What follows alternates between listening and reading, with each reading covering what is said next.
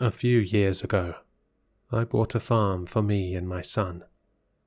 It started out as a hobby, a way to distract myself from the death of my ex-wife. Eventually, it grew into a small business, and I began supplying local diners with produce. Things were going great, but it all started to fall apart after I met my new girlfriend, Mindy. Weird things started appearing in my mailbox, like grains of uncooked rice, a bouquet of dead flowers, and oddly enough, my old wedding band. At the same time, some chickens had begun to go missing from one of the hen houses in my backyard. I assumed it was the work of coyotes or wolves, and I set up motion detector lights and cameras to catch them in the act. But none of them ever worked. After trying out my 5th set, I gave up on them entirely. My son, Sean, had just reached the age where he began losing his baby teeth, and after receiving his first dollar from the tooth fairy, he became obsessed with the idea of cash for teeth. I caught him stuffing little black pebbles under his pillow one night, and when I asked him what he was doing, he told me he had put chicken teeth under there to trick the tooth fairy.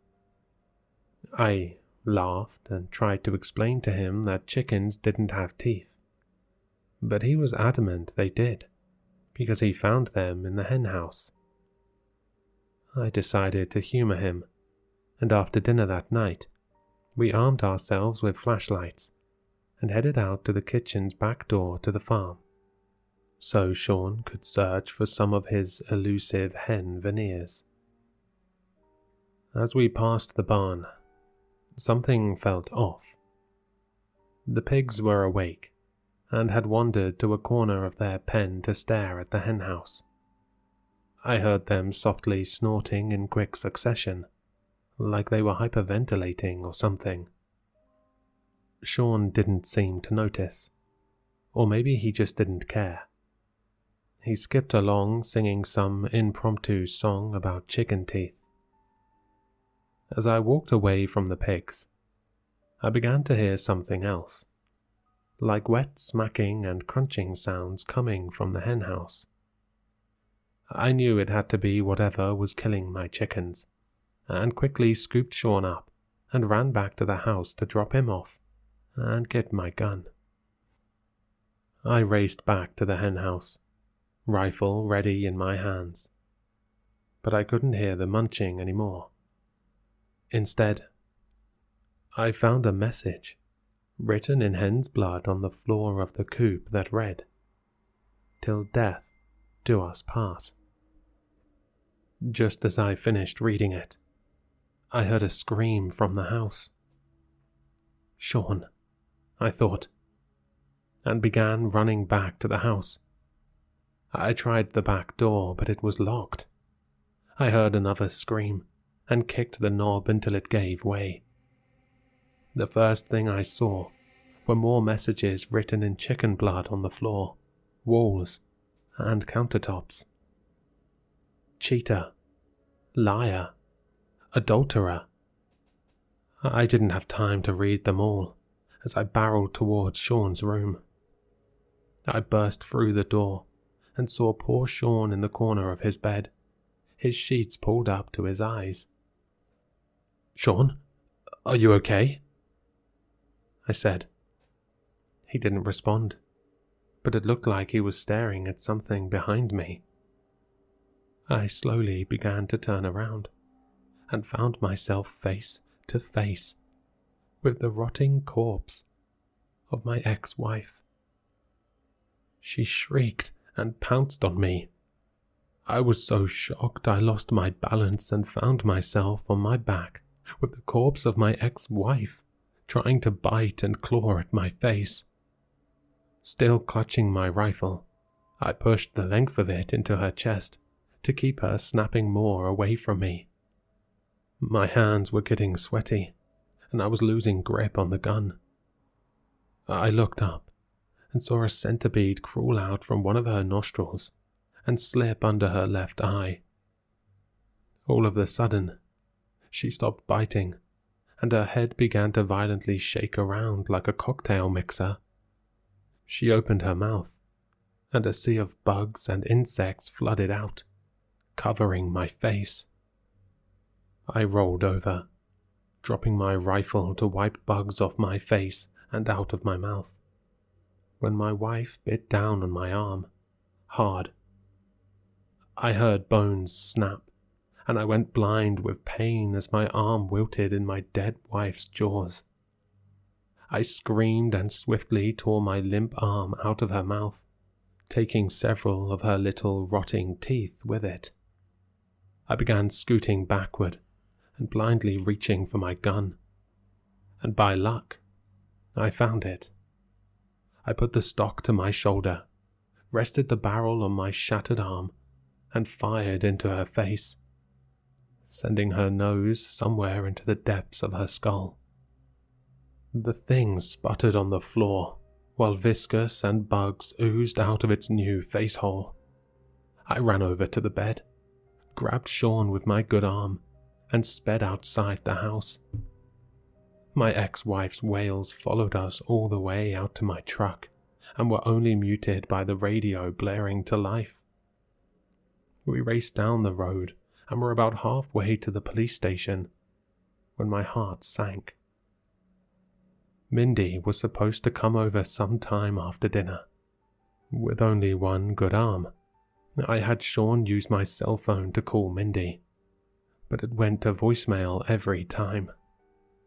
I turned the car around and put my foot to the floor until we were about a block away from the house. I could see Mindy's car in the driveway, and I skidded my truck onto the front lawn, locked Sean in, and I ran inside. The house was dead quiet. So quiet, my own breathing was deafening, and every squeaky floorboard felt like an atom bomb going off. I checked every room in the house, until all I was left with was my bedroom. I put a hand on the knob and slowly cracked the door just an inch or so, and was greeted with the most rancid odor I had ever smelled in my entire life.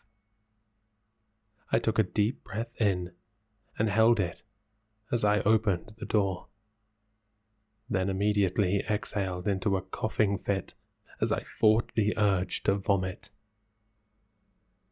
On the bed was Mindy. Her stomach was hollowed out like somebody had taken a giant ice cream scoop to her abdomen.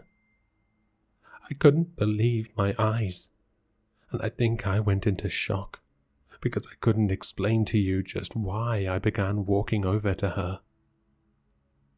The tips of her ribs gleamed in the moonlight, creeping in from the window. It shone over the black, empty cavity, making her bones look like teeth in the cavernous maw of a beast. I was now standing beside Mindy, and could see that something was carved into her forehead. Gutless bitch. I knew the words were meant for me.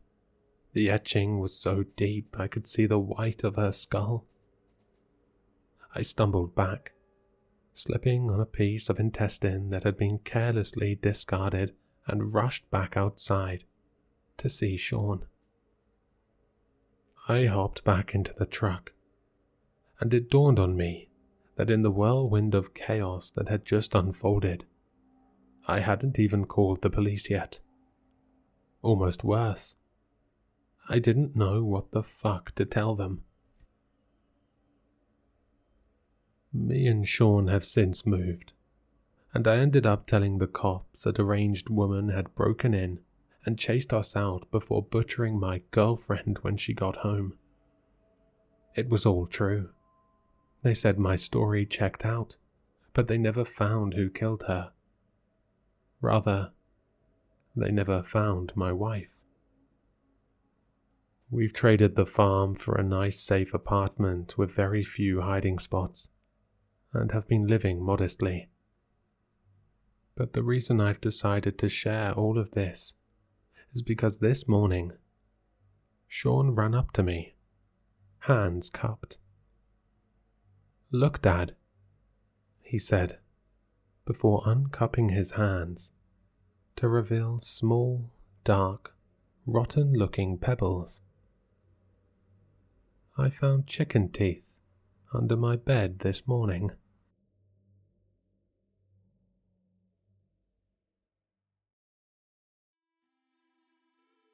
I hope you enjoyed the story.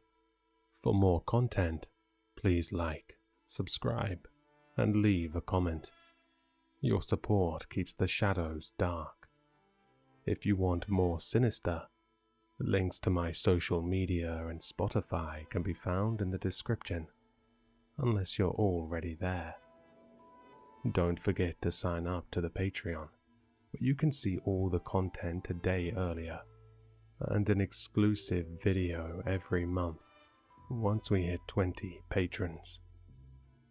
Until next time, keep your lights low, eyes open, and your doors locked.